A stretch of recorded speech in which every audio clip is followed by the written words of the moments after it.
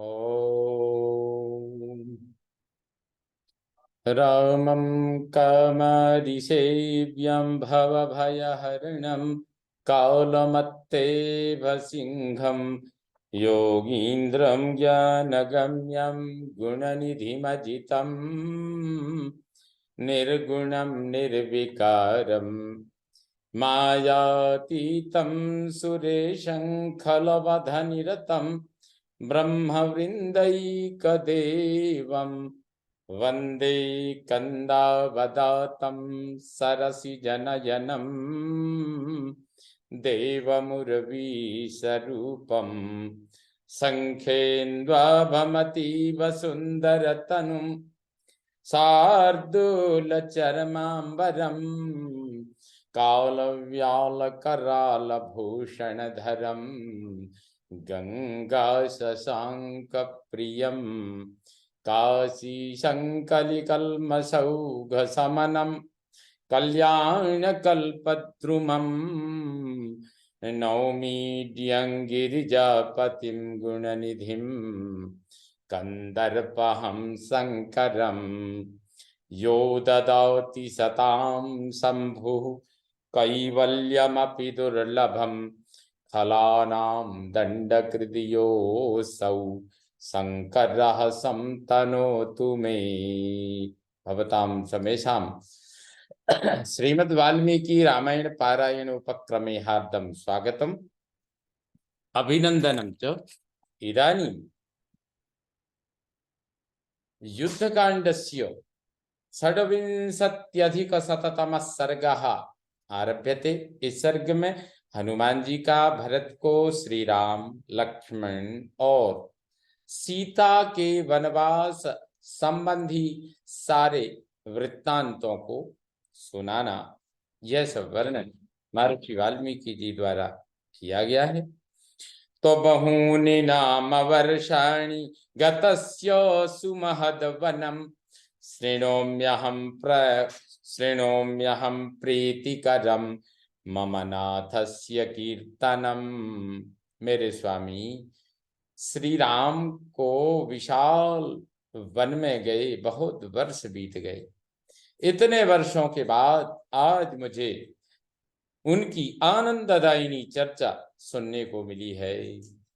कल्याणी बत गाथेयम लौकिकी प्रतिभाति माम एति जीवंतमानंदो नरम वर्ष शतादपि। आज यह कल्याणमयी लौकिक गाथा मुझे यथार्थ जान पड़ती है।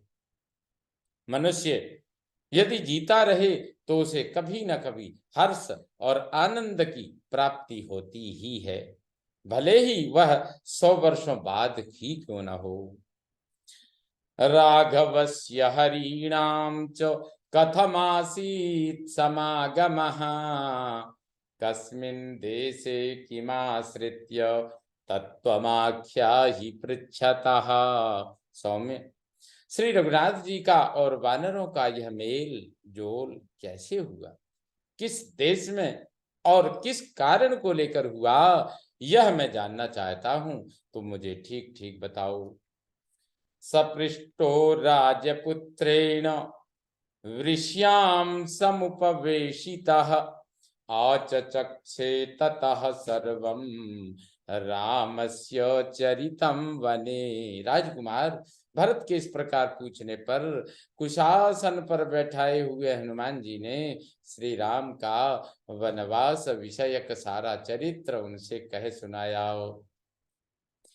यथा प्रव्राजितो रामो मातुर्दत्तौ वरौ तव यथा च पुत्र शोकेन राजा दशरथो मृतः यथा दूतैस्त्वमानीतस्तूर्णं राजगृहात् प्रभो त्वयायोध्यां प्रविष्टेन यथा राज्यं न चेप्सितम् चित्रकूटगिरिं गत्वा राज्येनामित्रकर्षणः निमन्त्रितस्त्वया भ्राता धर्ममाचरता सताम् स्थितेन राज्ञो वचने यथा राज्यं विसर्जितम् आर्यस्य पादुके गृह्य यथासि पुनरागतः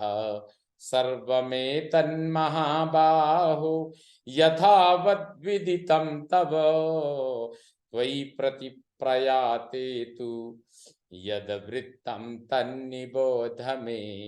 प्रभो, महाबाहु, जिस प्रकार श्री रामचंद्र जी को वनवास दिया गया, जिस तरह आपकी माता को 2 वर प्रदान किए गए, जैसे पुत्र शोक से राजा दशरथ की मृत्यु हुई, जिस प्रकार आप राजगृह से दूतों द्वारा शीघ्र ही बुलाए गए, जिस तरह अयोध्या में प्रवेश करके आपने राज्य लेने की इच्छा नहीं की और सत्पुरुषों के धर्म का आचरण करते हुए चित्रकूट पर्वत पर जाकर आपने अपने शत्रुसूदन भाई को आपने राज्य लेने के लिए निमंत्रित किया, फिर उन्होंने जिस प्रकार राजा दशरथ के वचन का पालन करने में दृढ़ता पूर्वक स्थित होकर राज्य को त्याग दिया, तथा जिस प्रकार अपने बड़े भाई की चरण पादुकाएं लेकर आप फिर लौट आए, ये सब बातें तो आपको यथावत रूप से विदित ही हैं। आपके लौट आने के बाद जो वृत्तांत घटित हुआ वह बता रहा हूं, मुझसे सुनिए। अपयाते त्वयि तदा समुद्भ्रांत मृगद्विजम् परिद्यूनमिवात्यर्थम् तदवनं समपद्यत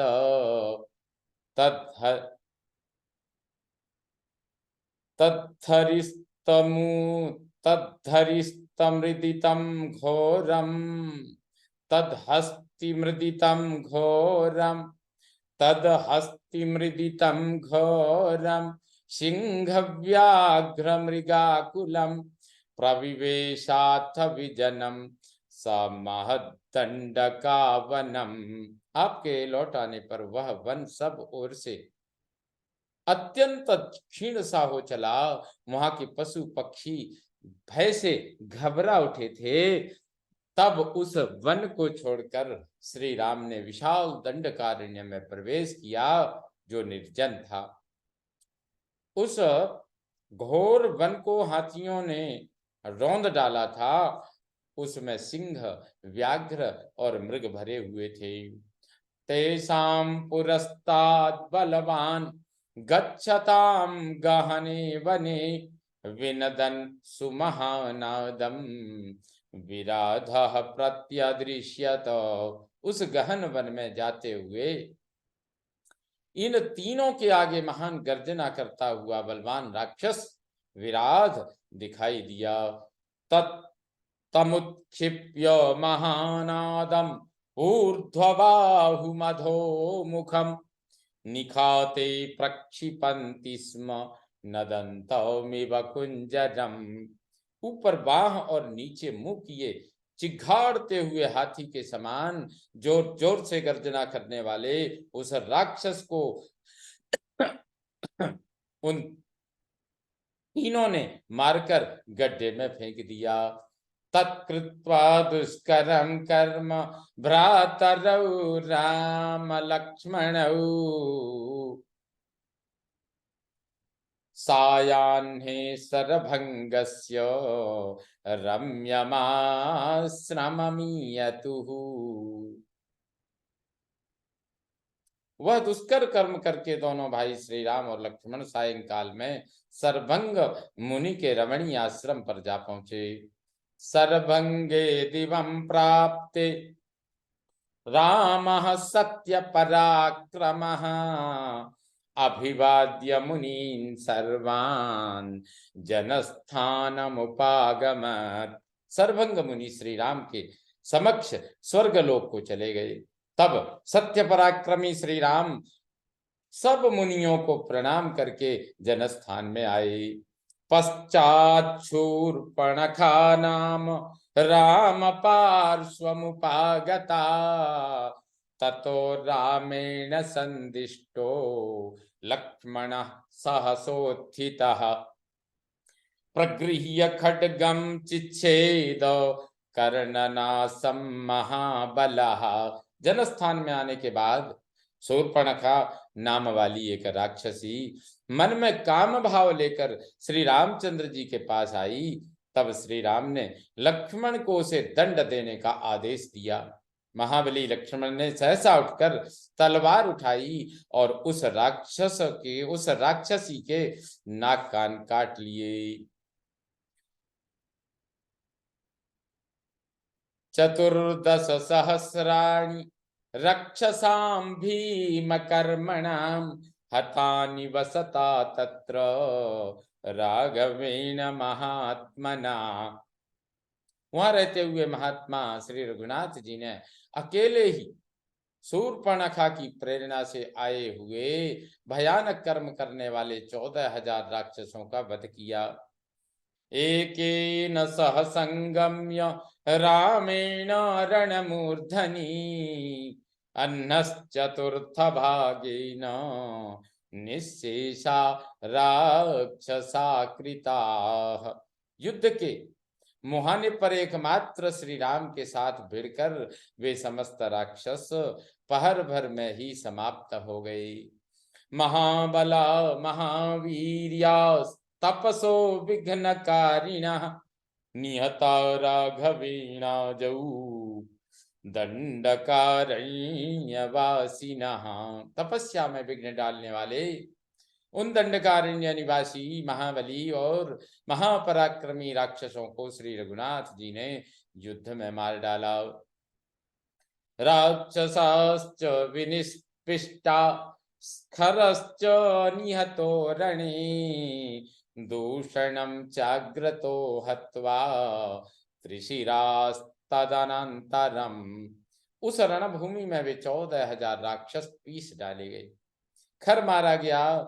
फिर दूषण का काम तमाम हुआ। तदनंतर त्रिशिरा को भी मौत के घाट उतार दिया गया।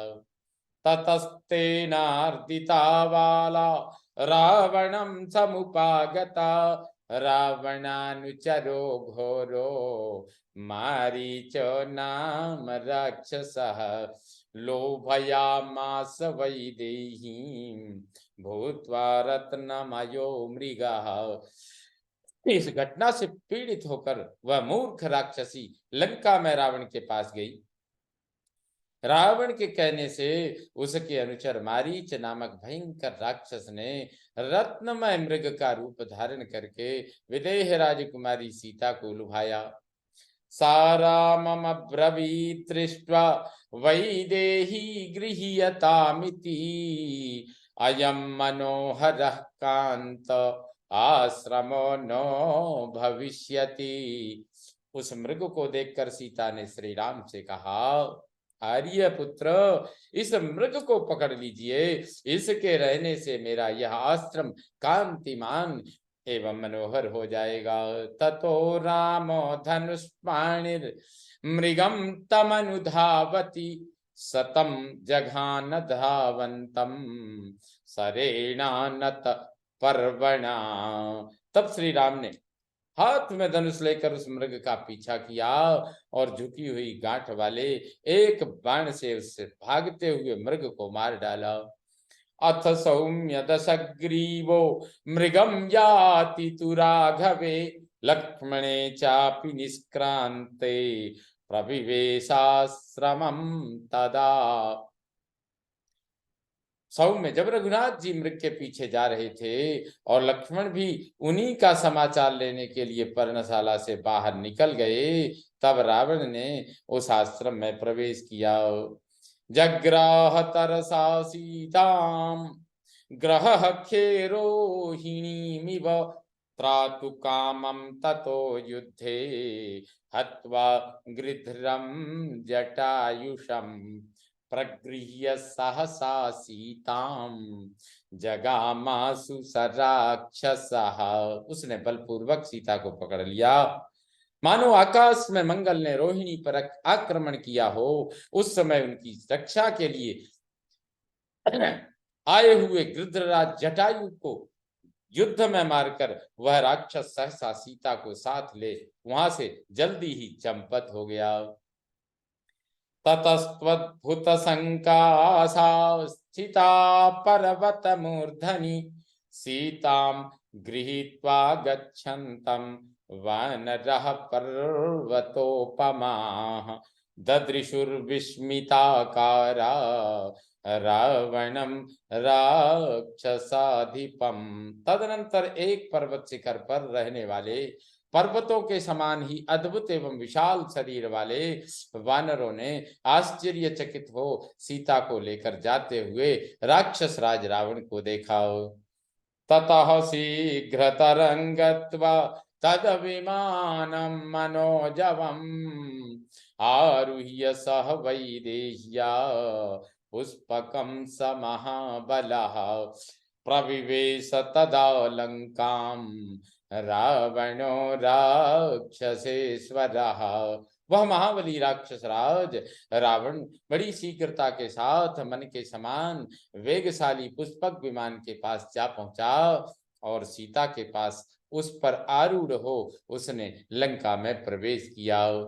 ताम सुवर्ण परिष्कारे शुभे महति वेश्मनि प्रवेश्य मैथिलीं वाक्यै सांत्वयामास रावणः।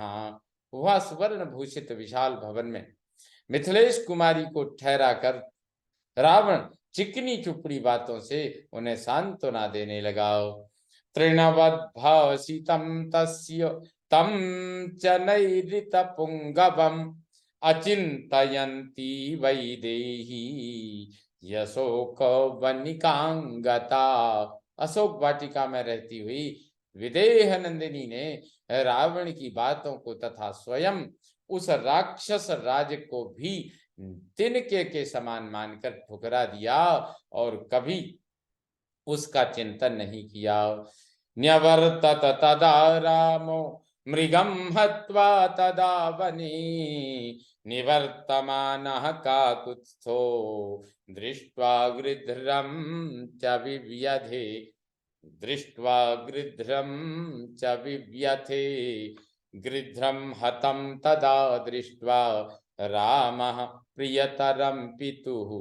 उधर वन में श्री रामचंद्र जी मृग को मारकर लौटते समय जब उन्होंने पिता से भी अधिक प्रिय गृध्रराज को मारा गया तब उनके मन में बड़ी व्यथा हुई, उनको बड़ा खेद हुआ। मार्गमाणस्तु वैदेही राघवः सह लक्ष्मणः गोदावरी मनुचरन् वनोद्देशांश्च पुष्पितान्। लक्ष्मण सहित श्री रघुनाथ जी विदेह राजकुमारी सीता की खोज करते हुए गोदावरी तट के पुष्पित वन प्रांत में विचरने लगे। आसेदतुर्महारण्ये कबंधम नाम राक्षसम ततः कबंध वचनात् रामः सत्य पराक्रमः ऋष्यमूक गिरिं गत्वा सुग्रीवेण समागतः। खोजते वे दोनों भाई उस विशाल वन में कबंध नामक राक्षस के पास जा पहुंचे। तदनंतर सत्य पराक्रमी राम ने कबंध का उद्धार किया और उसी के कहने से वे ऋष्यमूक पर्वत पर जाकर सुग्रीव से मिले। तयो समागमः पूर्वं प्रीत्याहार्दो व्यजायत भ्रात्रा निरस्तः क्रुद्धेन सुग्रीवो वालिना पुरा इतरेतर संवादात् प्रगाढ़ः प्रणयस्तयो। उन दोनों में एक दूसरे साक्षात्कार से पहले ही हार्दिक मित्रता हो गई थी। पूर्व काल में क्रुद्ध हुए बड़े भाई वाली ने सुग्रीव को घर से निकाल दिया था। श्री राम और सुग्रीव में जब परस्पर बातें हुई तब उनमें और भी प्रगाढ़ प्रेम हो गया। रामः स्वबाहुवीर्येण स्वराज्यं प्रत्यपादयत् वालिनं समरे हत्वा महाकायम महाबलम। श्री राम ने अपने बाहुबल से समरांगण में महाकाय महाबली बाली का वध करके सुग्रीव को उनका राज्य दिला दिया। सुग्रीव स्थापितो राज्ये सहितः सर्व वानरैः रामाय प्रतिजानीते राजपुत्र्यास्तु मार्गणम। श्री राम ने समस्त वानरों सहित सुग्रीव को अपने राज्य पर स्थापित कर दिया और सुग्रीव ने श्री राम के समक्ष यह प्रतिज्ञा की थी कि मैं राजकुमारी सीता की खोज करूंगा। आदिष्टा वानरेंद्रेण सुग्रीवेण महात्मना 10 कोट्यः प्लवंगानां सर्वा प्रस्थापिता दिशा। तदनुसार महात्मा वानरराज सुग्रीव ने 10 करोड़ वानरों को सीता का पता लगाने की आज्ञा देकर संपूर्ण दिशाओं में भेजाओ। तेषां नो विप्रकृष्टानां विंध्ये पर्वत सत्तमे वृषं शोकाभितप्तानां महान कालोत्यवर्तत। उन्हीं वानरों में हम लोग भी थे। गिरिराज विंध्य की गुफा में प्रवेश कर जाने के कारण हमारे लौटने का नियत समय बीत गया। हमने बहुत विलंब कर दिया। हमारे अत्यंत शोक में पड़े पड़े दीर्घ काल व्यतीत हो गया। भ्राता तु गृध्रराजस्य संपातिर्नाम वीर्यवान समाख्याति स्म वसतीं सीताम रावण मंदिरे। तदनंतर गृध्रराज जटायु के एक पराक्रमी भाई मिल गए जिनका नाम था संपाति। उन्होंने हमें बताया कि सीता लंका में रावण के भवन में निवास करती है। सोहम दुख परीतानां दुखम तद्ज्ञातिनां नुदन आत्मवीर्यं समास्थाय योजनानां शतं प्लुतः तत्राहमेकामद्राक्षं अशोको वनिकां गताम। तब दुख में डूबे हुए अपने भाई बंधुओं के कष्ट का निवारण करने के लिए मैं अपने बल पराक्रम का सहारा ले 100 योजन समुद्र को लांग गया और लंका में अशोक वाटिका के भीतर अकेली बैठी हुई सीता से मिला। कौशेय वस्त्राम मलिनाम निरानंदाम दृढ़व्रताम तया समेत्य विधिवत पृष्ट्वा सर्वमनिंदिताम अभिज्ञानम मया दत्तम राम नामांगुलीयकम अभिज्ञानम मणिम लब्ध्वा चरितार्थो हमागतः। वे एक रेशमी साड़ी पहने हुए थीं, शरीर से मलिन और आनंद शून्य जान पड़ती थीं तथा पातिव्रत्य के पालन में दृढ़ता पूर्वक लगी थीं। उनसे मिलकर मैंने उन सती साध्वी देवी से विधि पूर्वक सारा समाचार पूछा और पहचान के लिए श्री राम नाम से अंकित अंगूठी मुद्रिका उन्हें दे दी। साथ ही उनकी ओर से पहचान के तौर पर चूड़ामणि लेकर मैं कृतकृत्य होकर लौट आया।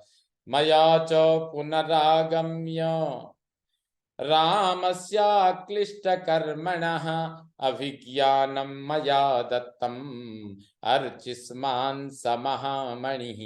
अनायासी महान कर्म करने वाले श्री राम के पास पुनः लौटकर मैंने वह तेजस्वी महामणि पहचान के रूप में उन्हें दे दी। श्रुत्वा तां मैथिलीं रामं श्रुत्वा तां मैथिलीं रामः त्वां श्रुत्वा तां मैथिलीं रामस्त्वा सशंसे च जीवितं जीवितान्तमनुप्राप्तः पीत्वा मृतमिवातुरः। जैसे मृत्यु के निकट पहुंचा हुआ रोगी अमृत पीकर पुनः जी उठता है, उसी प्रकार सीता के वियोग में मरणासन्न हुए श्री राम ने उनका शुभ समाचार पाकर जीवित रहने की आशा की। उद्योजयिष्यन्नुद्योगं दध्रे लंकावधे मनः जिघांसुरिवलोकान्ते सर्वान् लोकान् विभावसुः। फिर जैसे प्रलय काल में संवर्तक नामक अग्निदेव संपूर्ण लोकों को भस्म कर डालने के लिए उद्यत हो जाते हैं, उसी प्रकार सेना को प्रोत्साहन देते हुए श्री राम ने लंकापुरी को नष्ट कर डालने का विचार किया। ततः समुद्रमासाद्य नलं सेतुमकारयत् अतरत् कपिवीराणां वाहिनी तेन सेतुना। इसके बाद समुद्र तट पर आकर श्री राम ने नल नामक वानर से समुद्र पर पुल बंधवाया और उस पुल से वानर वीरों की सारी सेना सागर के पार जा पहुंची।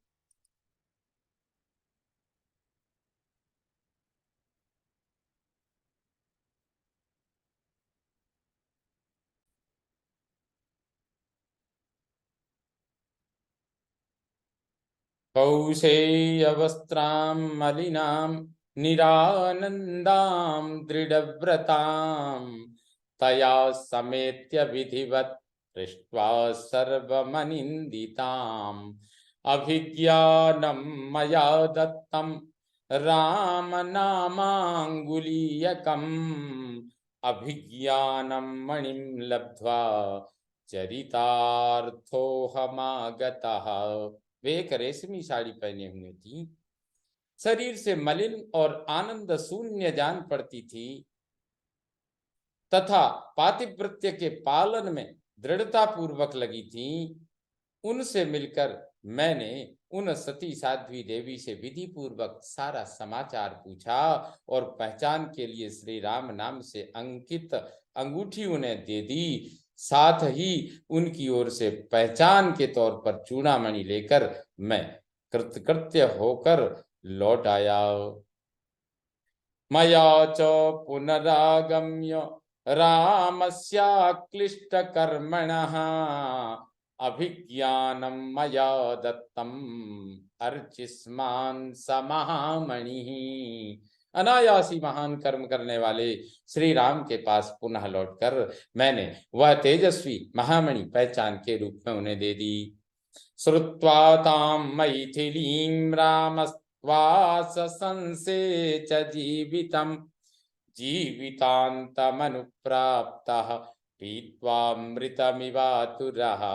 जैसे मृत्यु के निकट पहुंचा हुआ रोगी अमृत पीकर पुनः जी उठता है, उसी प्रकार सीता के वियोग में मरणासन्न हुए श्री राम ने उनका शुभ समाचार पाकर जीवित रहने की आशा की।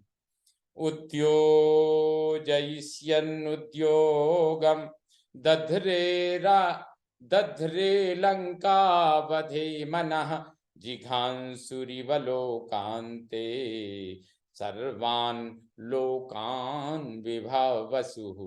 फिर जैसे प्रलय काल में संवर्तक नामक अग्निदेव संपूर्ण लोकों को भस्म कर डालने के लिए उद्यत हो जाते हैं, उसी प्रकार सेना को प्रोत्साहन देते हुए श्री राम ने लंकापुरी को नष्ट कर डालने का विचार किया। ततः समुद्रमासाद्य नलं सेतुमकारयत् अतरत् कपिवीराणां वाहिनी तेन सेतुना। इसके बाद समुद्र तट पर आकर श्री राम ने नल नामक वानर से समुद्र पर पुल बंधवाया और उस पुल से वानर वीरों की सारी सेना सागर के पार जा पहुंची।